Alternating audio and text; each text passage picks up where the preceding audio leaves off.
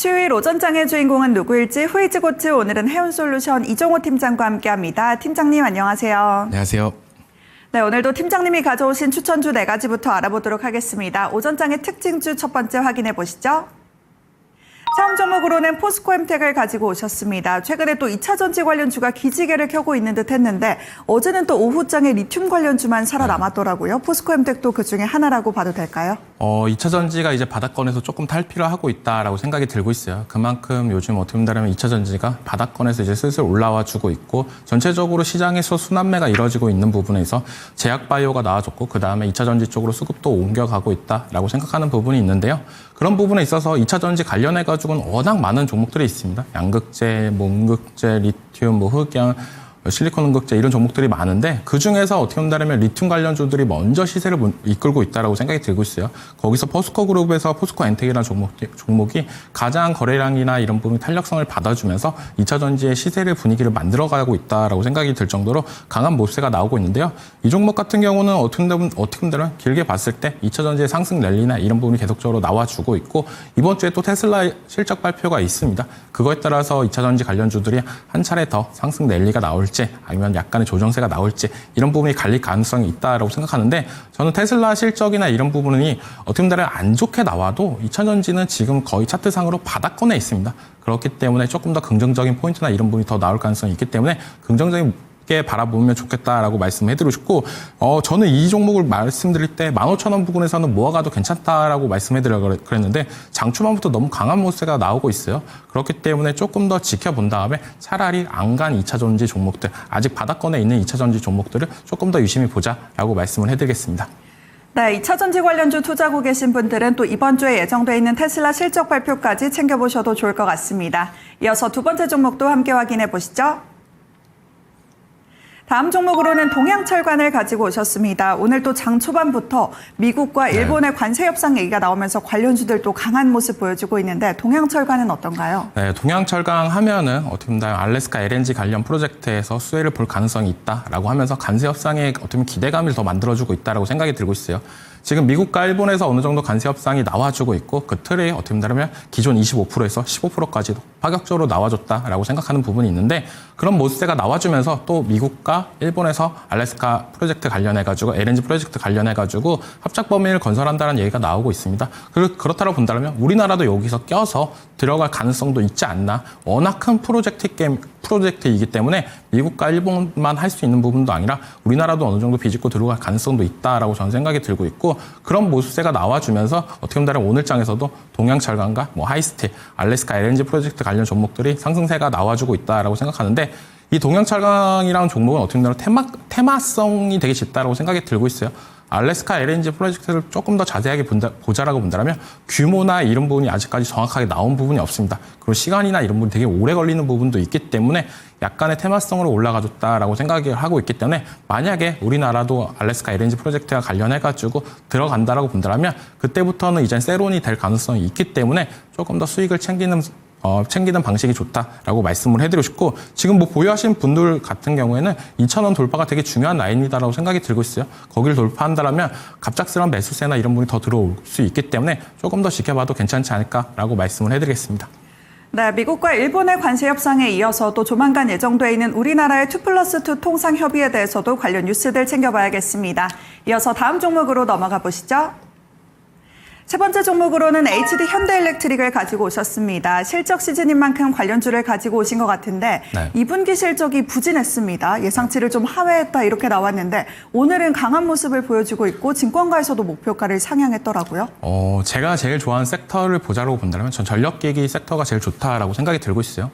어떻게 보면 AI 시대에서 이제 AI 반도체 쪽도 있겠지만 전기가 제일 중요하다고 생각이 들고 있고 발전 시설이나 원전이나 신재생 이런 부분도 좋겠지만 이 송전이나 배전이 제일 원활하게 나올 수 있어야 제일 탄력성이 받는다라고 생각이 들고 있고 이쪽 관련해가지고 기업이 되게 소수밖에 없다라고 하는 부분이 수급적인 측면이나 이런 부분이 강하다라고 볼 수가 있다라고 말씀을 해드리고 싶어요.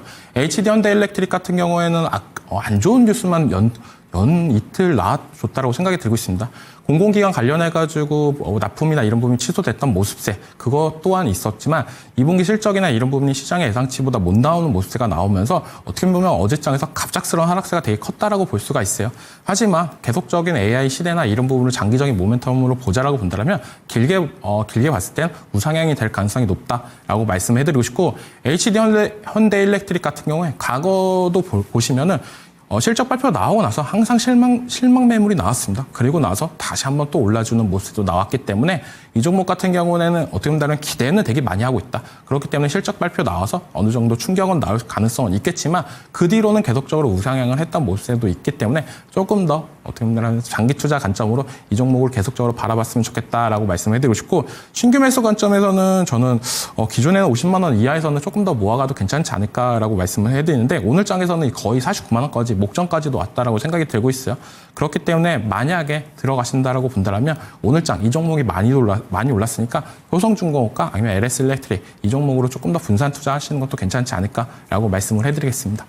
그렇다면 이 HD 현대일렉트릭은 중장기적인 관점에서 좀 더 매력적인 종목이 아닐까 싶은데 목표가도 따로 생각하신 가격대에 있을까요? 이 종목 같은 경우는 목표가를 보는 것보다는 저는 좀 장기적으로 봤으면 좋겠다. 차라리 기관값으로 보자. 지금 계속적으로 얘기가 나오는 부분이 뭐냐면 우리나라에서도 어떻게 본다면 각 전라도나 경상도에서 에너지가 생산이 돼도 그 부분을 서울까지 땡겨올 수 있는 부분이 많이 부족하다라고 얘기가 나오고 있어요. 그 얘기는 송전이 많이 부족하다 부분인데 그런 모습세가 어떻게 본다면 전력기기 관련 기업들의 상승 추세나 이런 부분이 더 올라갈 가능성은 있다라고 저는 생각을 하고 있기 때문에 조금 더 길게 보고 지금 AI 관련해가지고 발전 설비, 원전이나 신재생 에너지 관련해가지고 글로벌적으로 계속적으로 얘기가 나오는데 그런 부분을 다 건설하고 나서 전력기기도 같이 어떻게 보면 세팅이 될 수밖에 없다라고 생각하는 부분이 있기 때문에 저는 계속적인 우상향이나 이런 부분이 나올 가능성이 있고 지금도 되게 풀캡합니다. 근데 거기서 이제 공공기관에서 이제 납품 취소나 이런 부분이 나왔다는 거는 어떻게 본다면 악재로 생각을 할 수도 있겠지만 조금 더 길게로 본다라고 보면 공공기관에 납품하는 거는 단가나 이런 부분이 되게 낮은 부분이 있어요. 그런 부분이 어떻게 본다면 해소가 되면서 수출 모멘텀이 더욱더 가속화된다라고 본다면 어떻게 보면 재무상으로는 더욱더 더 이뻐지지 않을까라고 생각이 들고 있습니다. 네, 전력기기 전반에 대한 이야기까지 들어봤습니다. 팀장님께서는 또 이 섹터 전반에 대해서도 긍정적으로 보고 계시다는 점까지 투자에 참고해 보시면 좋겠습니다. 이어서 마지막 특징주 함께 확인해 보시죠. 다음 종목으로는 동방을 가지고 오셨습니다. 물류 쪽도 오늘 장에 일부 강세를 보여주고 있는데 동방은 어떤 소식이 있을까요? 동방은 공시가 나왔다라고 볼 수가 있어요. 어떻게 보면 쿠팡과 1,200억 원의 물류 운송 계약을 체결했다는 얘기가 나왔는데요. 그것뿐만 아니라 계속적으로 기대감을 받고 있는 테마가 있다라고 말씀을 해드리고 싶은데 그 테마가 뭐냐라면 북극 항로 관련해가지고 계속적으로 언급을 나오고 있습니다. 어떻게 보면 신정부 들어오고 나서부터 계속적으로 북극 항로 관련해가지고 언급을 하면서 부산에 이전 해수부나 이런 부분을 이전을 하겠다라고 얘기는 강하게 나오고 있고 그런 부분이 어떻게 보면 모멘텀을 충분히 받을 가능성은 있다라고 생각이 들고 있어요. 그리고 저번 주에 원래 예정이 되었던 부산에서 타운홀 미팅이 있습니다. 지금 이재명 대통령이 전국을 돌아다니면서 이 미팅을 하는 부분이 있는데 그게 이제는 호수 어떻게 보면 장마 때문에 취소가 됐던 부분이 있어요. 그런 부분이 이제는 다시 한번 또 진행이 된다라고 보면 거기서 나올 토론 주제가 이제는 북극항로 관련해 가지고 어떻게 보면 긍정적인 부분이나 이런 부분에 대해서 토론을 할 예정인데 거기서 이제 한 차례 더 올라갈 가능성이 있기 때문에 저는 어떻게 본다면은 지금 가격대에서도 충분히 한번 모아가도 괜찮지 않을까라고 생각이 들 정도로 이 종목 같은 경우는 정부에서 밀어주는 테마 그리고 재무상으로 봤을 때도 완전 저평가가 된 부분 그리고 쿠팡과의 물류 체결이 나오면서 어떻게 보면 매출액이나 이런 부분이 탄력성을 받는 부분까지도 복합적으로 호재만 나왔다라고 생각이 드는데 주가도 물론 고점에 있습니다. 그렇기 때문에 조금 더 예의주시하면서 이 종목을 관찰했으면 좋겠다라고 말씀을 해드리겠습니다. 네, 지금 가격대도 조금은 매력적이다 이렇게 얘기를 해주셨는데 그렇다면 이 종목 같은 경우에는 기간은 어떻게 생각하는 게 좋을까요? 단기적 트레이딩 관점으로 봤으면 좋겠다라고 말씀을 해드리고 싶어요. 가장 큰 이슈가 뭐냐면 어떻게 보면 부산 타운홀 미팅이 언제 다시 한번 재개가 될 건지 그거에 따라서 어떻게 보면 이 종목의 가장 큰 등락폭이 나올 가능성이 높다라고 생각이 들고 있고 거기서 이제 해수부 이전이나 북극 항로나 이런 부분에서 긍정적으로 얘기를 계속적으로 하고 있는 부분 그만큼 정부 정책에나 이번에 맞물렸을 때 많이 올라갔던 종목들이 있었잖아요. 물론 이 종목도 바닥권 대비 많이 올라갔던 부분도 있겠지만 지금 이 물류 관련 종목들 KCTC나 동방이나 이런 종목들은 워낙 저평가가 됐다라고 생각이 들고 있기 때문에 과거의 차트를 봤어도 쉽게 올라가는 부분도 있습니다. 그렇기 때문에 약간 단기적인 테마성으로 지켜보면 좋겠다라고 말씀을 해드리겠습니다. 네, 동판 같은 경우에는 단기적인 트레이딩 관점으로 살펴보라는 말씀까지 들어봤습니다. 이렇게 오전장의 4가지 특징주 확인해봤고요. 이어서 팀장님의 추천주 넘어가 보겠습니다. 추천주로는 대주전자재료를 가지고 오셨는데요. 요즘에 또 음극재 모멘텀에 대한 이야기가 종종 나오는 것 같습니다. 그만큼 또 숫자도 받쳐주면 좋을 텐데 실적 괜찮을까요? 2분기 실적은 2분기 실적부터는 긍정적인 모멘텀이 나와준다라고 전망을 하고 있는 부분이 크다라고 볼 수가 있어요. 제가 지금 2차 전지 관련 종목들이 바닥권에서 탈피를 한다라고 말씀을 드리는 부분이 가장 큰 부분이 뭐냐면 이 실적이 1분기 때 어느 정도 살아났고 2분기부터 계속적으로 우상향하는 기업들, 이런 기업들을 조금 더 지켜보자라고 말씀을 해드리는 부분이, 그런 부분이 어떻게 보면 바닥권을 탈피하는 신호다라고 저는 생각이 들고 있고, 이 대주전자 재료 같은 경우에 거기에 엎친 데 덮친 격으로 호재 관리도 들어가지 않았나라고 생각이 들고 있습니다. 기존에 음극재를 만들 때 흑연이란 재료가 들어가는 부분이 있는데, 미국에서 어떻게 보면 중국산 흑연 관련해가지고 반덤핑 관세나 이런 부분이 얘기가 나와주면서 실리콘 음극재 관련 어떻게 보면 가치가 더 올라가줬다라고 생각이 들고 있어요. 그리고 파나소닉과 계속적으로 개발했던 부분이 테슬라에 납품하는 모습도 나왔기 때문에 어떻게 보면 글로벌적인 수요나 이런 부분이 계속적으로 증가될 가능성은 있지 않나라고 말씀을 해드린 부분이, 테슬라에 들어가는 건 어떻게 보면 조금 더 좋은 재료나 제품이지 않나라고 생각하는 부분도 있고, 이 실리콘 음극재 같은 경우에는 어떻게 보면 포르쉐 타이칸, 어떻게 보면 지금 현존하는 전기차 중에 가장 빠른 차 중에 하나입니다. 거기에도 들어가는 모멘텀이 있기 때문에 어떻게 보면 다른 그냥 기존의 음극재보다는 더욱더 성능이나 이런 부분이 좋다라고 글로벌적으로 얘기가 나오면서 수요나 이런 부분이 올라가고 있고, 2분기부터는 이제 실적이 우상향하는 전망, 이런 부분이 맞아떨어졌을 때 차트도 바닥권에 있는 만큼 이제는 조금 더 지켜봐도 괜찮기 때문에 가지고 나왔습니다. 네, 대주전자재료 바닥권을 탈피하고 있는 만큼 또 매력적인 종목이 아닐까 싶은데, 목표가는 어느 정도 기대해 볼 수 있을까요?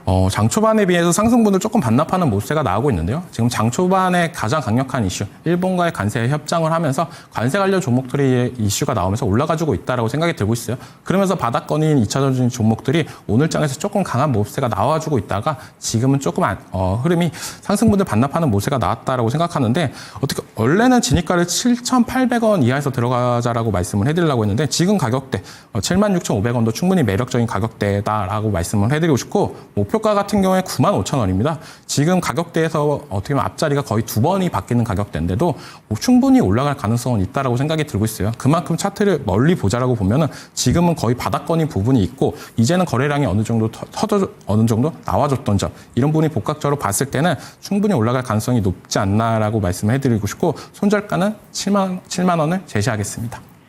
네, 대주전자에 대해서는 6만 원대에서 바닥을 딛고 7만 원대까지 올라온 만큼 목표가는 95,000원 기대해 보도록 하겠습니다. 손절가도 7만 원 챙겨가시면 좋겠습니다. 팀장님, 오늘 말씀 고맙습니다. 네, 오늘 장에도 추천주까지 알아봤습니다. 후이즈고트 오늘의 주인공은 대주전자재료입니다.